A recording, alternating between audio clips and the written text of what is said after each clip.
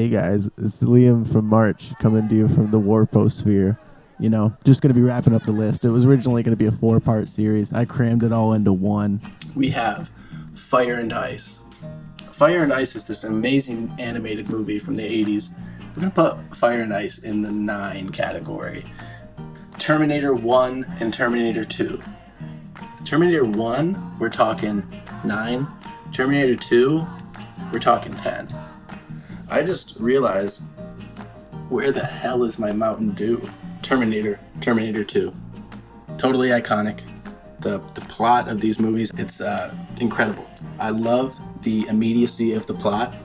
A soldier from the future comes back to save her, knowing that she's gonna give birth to the guy who's gonna defeat the robots in the future. It's a love story across time. At one point, he pets a dog. I don't know. It's beautiful. No Time to Die. Okay, I'll say this. Do we really need James Bond movies anymore? I thought parts of the movie were pretty, and I do like the director, and I like the mask character. The last phone call he makes to his spouse while he's watching the missiles. No Time to Die. It wasn't as good as Skyfall. Beau is Afraid. In creative writing class in college, I think my professors said a story should be a vivid and continuous dream. And I feel like since the beginning of Beau is Afraid, you kind of get the sense that things aren't real and that things are placed there for effect. The actors in the set all become like one thing, and it's just a very vivid and continuous experience. We're gonna put Beau is Afraid up in the 9. It's a pretty good movie. Who are we kidding? Pink Floyd, The Wall. I watched this one at a friend's house, and it was super groovy, dude. I would put it up there at 8. The animation sequences in the movie are mind-blowing and otherworldly. Hawk the Slayer. This is like a second-tier sword and sorcery movie. Still very good and probably better than average. But, you know, it's cheesy. If you like sword and sorcery, you'll like it. But if not, there's not much more to say about it. It's very much the same plot. We're talking Hawk. We're hawking a 6 out of 10. And we're gonna keep everything where it's at. Wuthering Heights. I wanted to know the story of Wuthering Heights without having to read it. We're gonna put Wuthering Heights at 5 because it was good until the ending. David Lynch's Dune. On one hand, there's a lot of vision in this movie. On the other hand, 80% of the movie takes place inside weirdly designed sets. Like, the sets in these movies are so weird. I remember the best part of the movie is that really sweaty dude who like flies around and is like, he just like flies around, I think. That guy's great.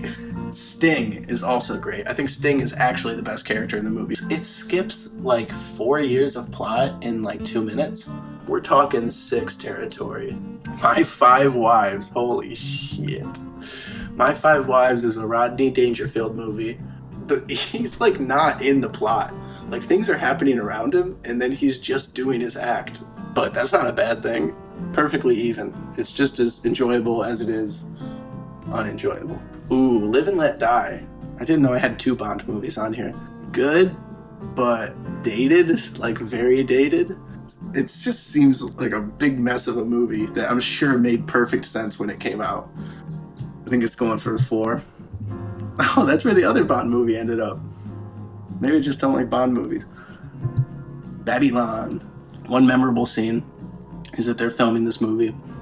They lock the camera guy in a box, and then it's like 120 degrees because the camera overheats, and they just keep him in the box until he dies, and then they like brush it off like nothing ever happened. Babylon was a fun watch, but ultimately not that great. I'm gonna say it was harmless. Shia LaBeouf's Honey Boy? No, Saltburn. I said I was gonna do Saltburn. Saltburn. How do I do this concisely? Saltburn was a lot of visuals and a lot of splendor, and I feel like the plot did not go deep enough. There's this ending scene where it just shows him orchestrating the whole movie. And it's like, dude, I didn't need that. I think the movie would have been so much better without that. We'll get to it, but the same thing happens in Don't Worry, Darling. Saltburn, fun to look at, not to eat. So we're gonna put it in the 4.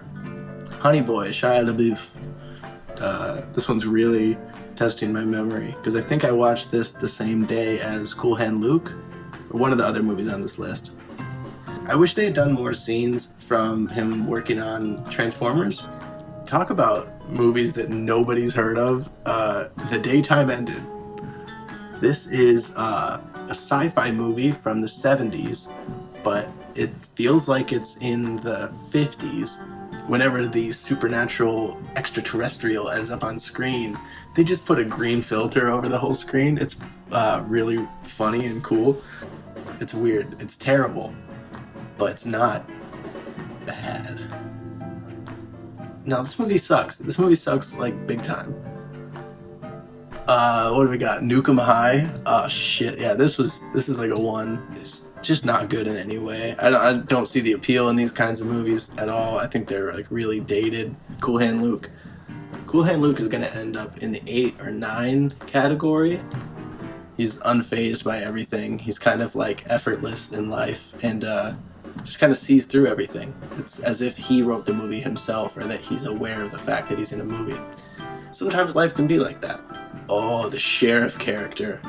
Never mind. Sheriff character brings it up to a 10. Dolomite. Dolomite was a self-funded, self-made movie by Rudy Ray Moore. And his catchphrase is, Dolomite is my name and fucking up motherfuckers is my game. Number 2, the sequel, The Human Tornado, is the 10 out of 10. It has the funniest scene in any movie I've ever seen. And when I was watching it, I was worried I was going to have a heart attack or stop breathing. Where's Cavaletti hiding those girls? Petey Wheatstraw, the devil's son-in-law, very similar to the Dolomite character. I can't lie. I think he felt like he couldn't make a third Dolomite, so that's why he went Petey Wheatstraw. The 6 and 7. The Batman. This new Batman movie I liked quite a lot, and I liked Paul Dano, and actually great. I'm going to put this one at 8. Top Gun, the original. I'm sure it's a generational thing. I think a lot of people who saw it in the 80s say it's great. 3 category. But it wasn't terrible. I mean, okay, 3. Settling on 3. You can't switch more than twice. You switch once, you switch twice. Moving on to The Lost Boys. Ooh, I watched this one because Corey Feldman was in it. It wasn't epic, I gotta say. But I didn't get the whole vampire thing. I never did get the whole vampire thing. Lovely Bones. Ooh, this is also a 2. What's the point of this movie? Yeah, the movie ends with her family doesn't even get her body back. The body just ends up in a landfill somewhere. You know, this might go into the 1, Jacob's Ladder. Now we're talking. Jacob's Ladder, which one did this remind me of? A lot of waking up and a lot of like realizations.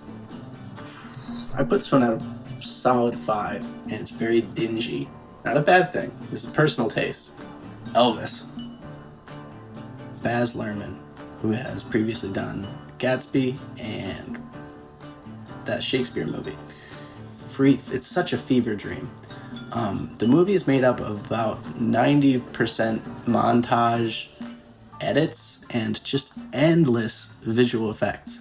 The scenes in the movie are like just little snapshots. It's like you're flipping through a book. I'll say this. I had memorable scenes. I had a lot of memorable scenes. I'm all out of dreams. Pros and cons of Men. While the one actor playing multiple characters thing is cool, it is not unnerving. The whole plot with the manipulative boyfriend, however, very cool. There's this whole mindfuck sequence at the end where this man finally ends up on her doorstep and he gives birth to a small version of himself. It's all bloody and stuff. And then that small baby thing and gives birth to another tiny infant thing. And then the tiny infant thing is pregnant and it gives birth to another tiny infant thing. It's just insanely scary. That part is like so weird. I would say that the originality takes this one a really long ways. And also, oh, how could I forget? They fucking ripped me off. I'm gonna play 2 scenes.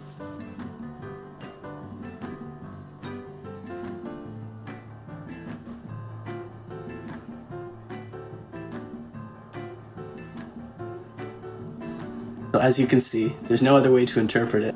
We're gonna give Men a positive rating. I'm gonna swap these 2. The Wicker Man. Okay, I watched a series of scary movies in October.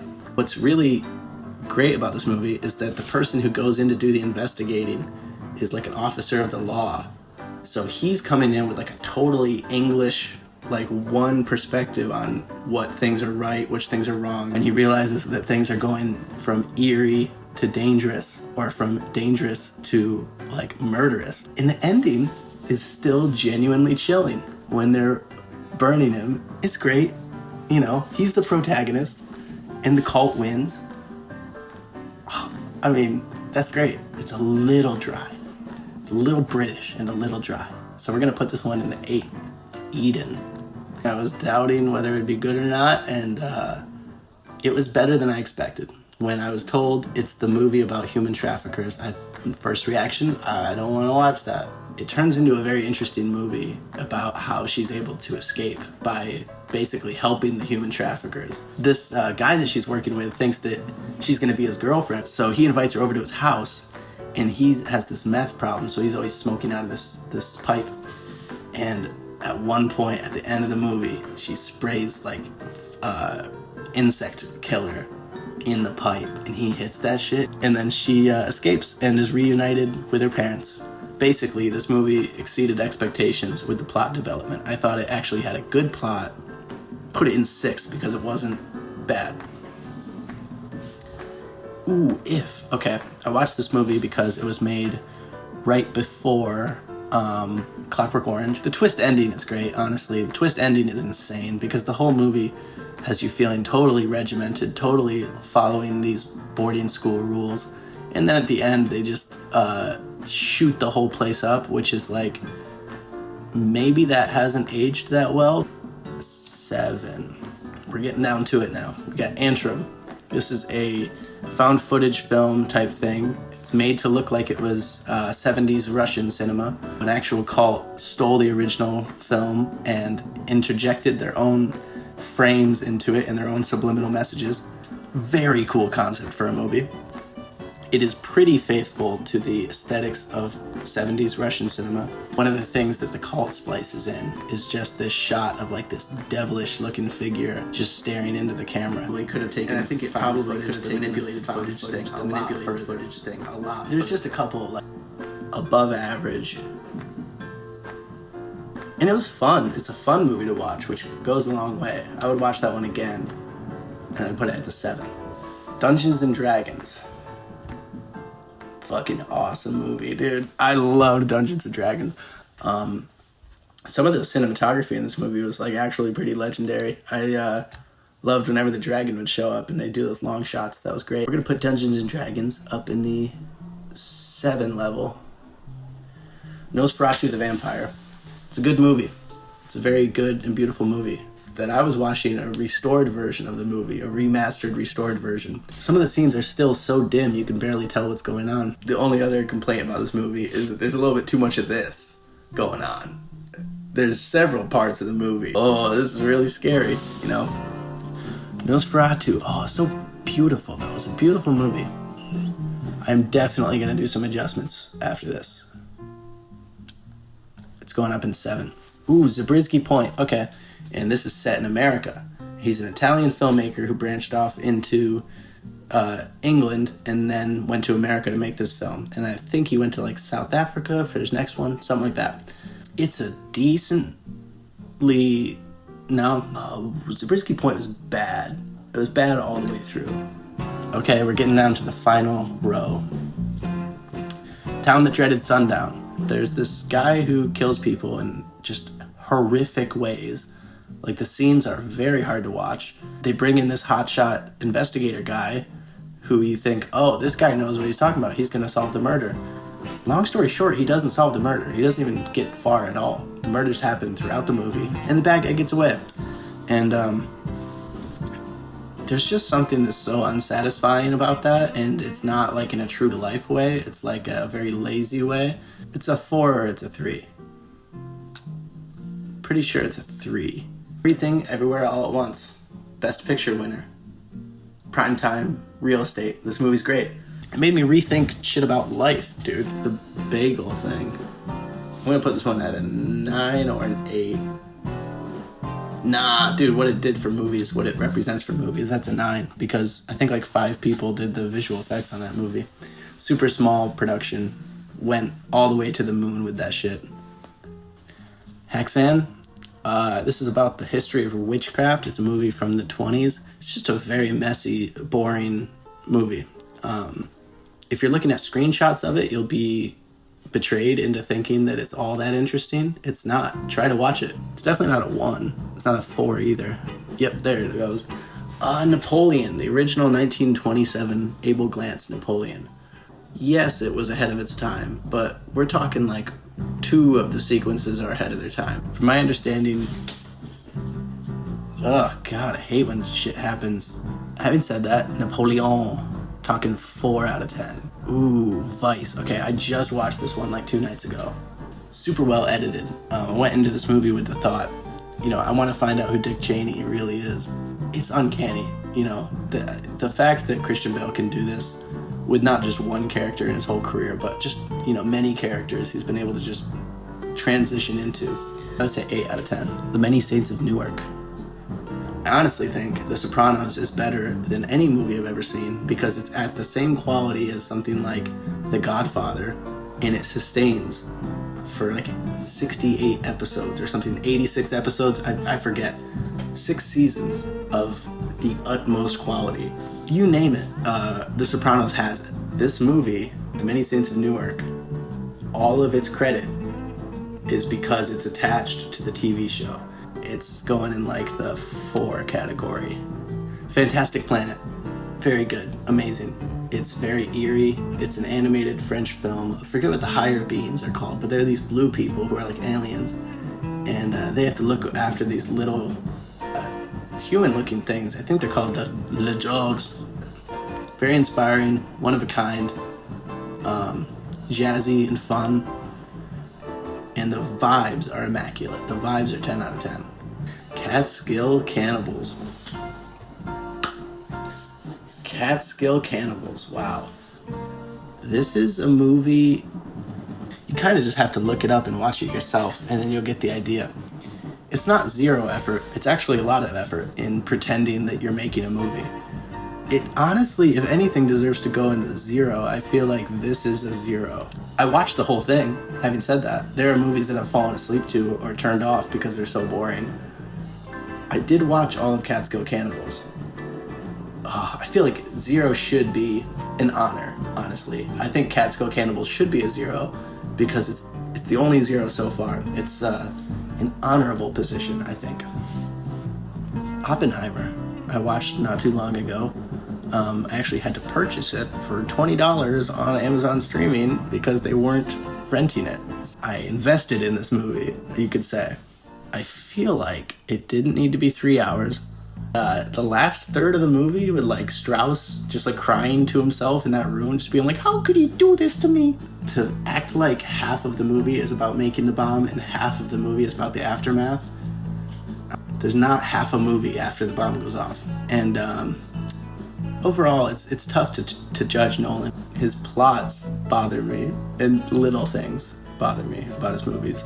He's like writing something down on the board, and he like hasn't eaten breakfast or something, and characters are always being like, Oppenheimer, don't you know that you can't be doing homework all night? This is what I worry about, I'm a genius. Oppenheimer, don't you know that this equation won't work? Oh no, I can figure it out because I'm the main character. That's a solid 5 out of 10. Not good, not bad. I think Einstein alone brings this movie up to a 6. No, dude, technically and everything, this movie, all the full package is like a 7. The thing I love so much about Einstein, he just like appears, comes out from around a corner, or just like from, the other side of the pond, and they're like, oh, Einstein's here. And he always had some shit to say. It will not be for you. It will be for them. What have we got here? The Sisterhood. Totally forgettable sword and sorcery shit. I went into it expecting it to be better because it's like an all-women's cast and it's like about women kicking ass. It's like a 1. What is this? What am I looking at? The People That Time Forgot. Right, The People That Time Forgot. I think this is another movie kind of like The Day Time Ended. Those confusing titles. This was positively bad. I almost want to give it like a 6 or something just because it was so bad, but in a good way. I have all the good, bad movies in 5. the movies that I like but know that I simultaneously shouldn't like. Those all ended up in 5. Bad Times at the El Royale.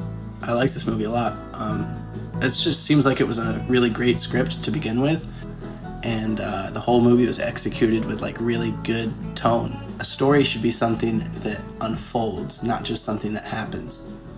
And El Royale really unfolds throughout the movie. The Beastmaster? Are you fucking kidding me? The Beastmaster is great. Okay, I thought I was done with the sword and sorcery movies, but I wasn't. Beastmaster has to go up in, I think 9. I think it's tied with Fire and Ice for like greatest sword and sorcery movie. Jeez, don't worry, darling. Okay, I gotta keep this one concise. The first hour was genuinely great because I did not know what type of reality the movie was existing in. And so I was totally suspended for a while. Just when you start to get an idea of like where the plots might be heading with the Victory Project and all of that good stuff, they show you exactly what's really going on, and it turns out to really deflate the mystery of the film. That's a 5 because it really brought me up and let me down. We're gonna do so much goddamn rearranging after this. We might have to do its own separate part just for rearranging. The Torture Chamber of Dr. Sadism. This is going in the 1 to 0 category. Similar to The Tiger of Eshnapur, it's just 50s dog shit. I watched it because it sounded like a cool movie, The Torture Chamber of Dr. Sadism. Dude.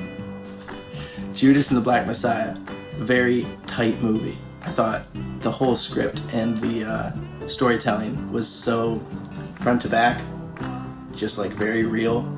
Just learning the brutal reality of like the police and the CIA and shit like that back in the 60s and probably still nowadays. The idea that they sabotaged his movement, poisoned him in his sleep, and then shot his whole family in the middle of the night. Bro. We're gonna put Judas and the Black Messiah in the 8 category, only because I'm not sure how many times I'd rewatch it. Black Klansman. This fucking movie is a 10 out of 10. This is the most recent 10 that I've seen. There's just all sorts of nuances and incredible, I love this shit. Like it's a timeless movie. I feel like if it could have been made at any other time, it would have been successful at any other time. And the way that it ends, it was seamless and it was like tragic and it was on the nose, but only so far as to communicate its point strongly. Filmically, one frame is the movie, the next frame is the real world. Then you get that great epilogue scene of them being able to call David Duke and just prank him a little bit. That's great. It gives you everything that you want to see and still gives you that gut punch at the end of the cold reality of that the shit's still unfolding. Really a perfect movie. I can't believe it took me 5 years to watch it. Followed by my least favorite movie this year. This just happened to be the case that one of my favorites and one of my least favorite are right next to each other. Fucking Avatar, man. I watched this one on a plane. It was so unappealing and upsetting throughout the entire movie. I'm left without words. 0 out of 10 because it had one of the biggest budgets and opportunities of any movie in the history of films. And what it decided to do was rehash the same shit that happened with Avatar. After re-releasing that movie 3 or 4 times over the last decade, they make it again. Hard to describe how much I hate this movie. What a great note to end on. So let's do this. I think we should probably start from 0 and go to 10 so we can clear some space for the 10s. Because what I want to do ultimately is adjust this a little bit. Catskill Cannibals and Avatar both equally deserve to be at 0. No doubt about that.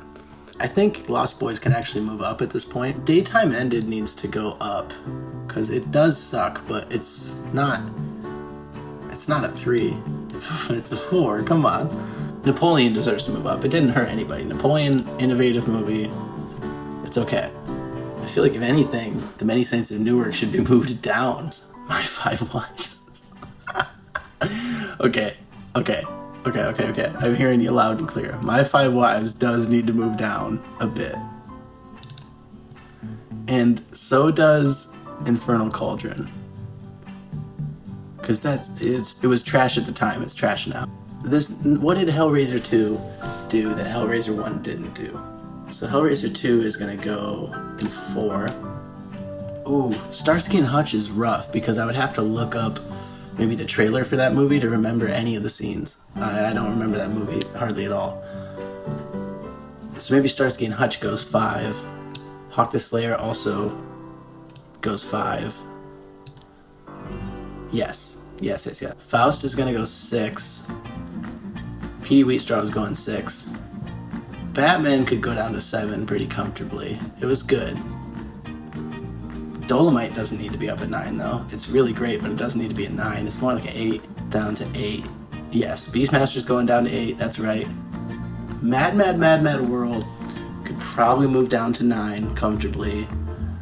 Lord of the Rings, the entire trilogy, 1 and 3 are 10s, and 2 is 9. You know what I'm saying? Human Tornado, definitely 10 out of 10. Shit, I think Dolomite should go up to 9 again. Yeah, you can't disrespect Rudy Ray Moore. Fantastic Planet. Be hard pressed to find a better animated movie. Okay, I feel much happier with this redistribution. Yes, it's beautiful. It's absolutely beautiful. And I think with that, we should wrap it up. Hey guys, it's Liam from March here. I just wanted to let you know that this video took me about 3,000 hours to edit, and I'm gonna come out with another one soon. Thank you.